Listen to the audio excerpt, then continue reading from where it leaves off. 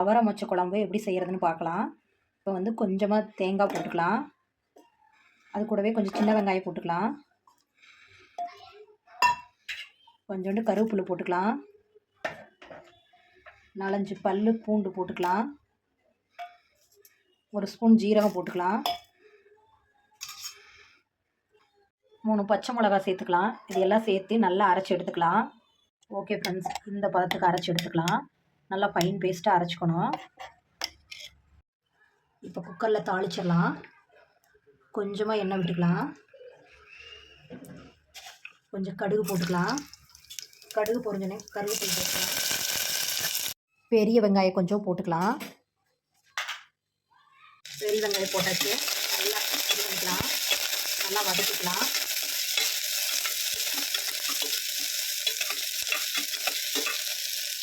நல்லா வதங்கினதுக்கப்புறம் ஒரு தக்காளி போட்டுக்கலாம்.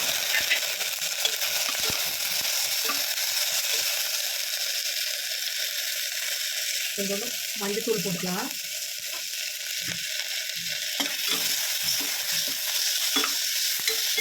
நல்லா கிளறி விட்டுக்கலாம். தக்காளி நல்லா குழைவாக வெந்து வரணும். அதுக்கு கொஞ்சோண்டு உப்பு போட்டுக்கலாம்.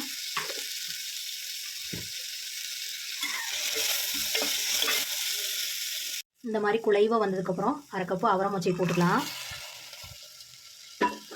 நல்லா கிளறி விட்டுக்கலாம்.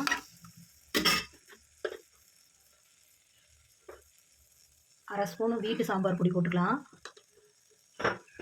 கொஞ்சமாக போட்டுக்கணும். ஏற்கனவே நம்ம வந்து பச்சை மிளகா வந்து அரைச்சிருக்கிறோம். நல்லா கிளறி விட்டுக்கலாம்.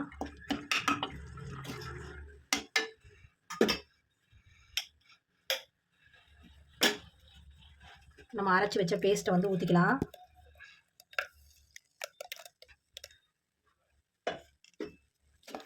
நல்லா கிளறி விட்டுக்கலாம்.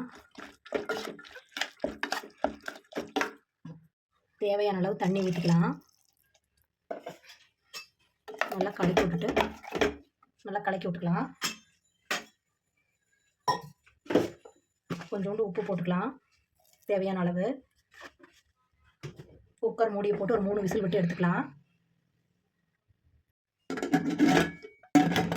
குக்கர் மூடி போட்டாச்சு. ஒரு 3 விசில் விட்டு எடுத்துக்கலாம்.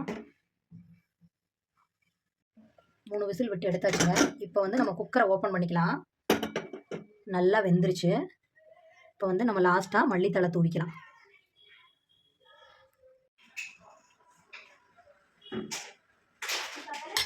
இந்த அவரை மொச்சை குழம்பு எல்லாத்துக்குமே நல்லாயிருக்கும். இட்லி, தோசை, ரைஸு எல்லாத்துக்குமே நல்லாயிருக்கும்.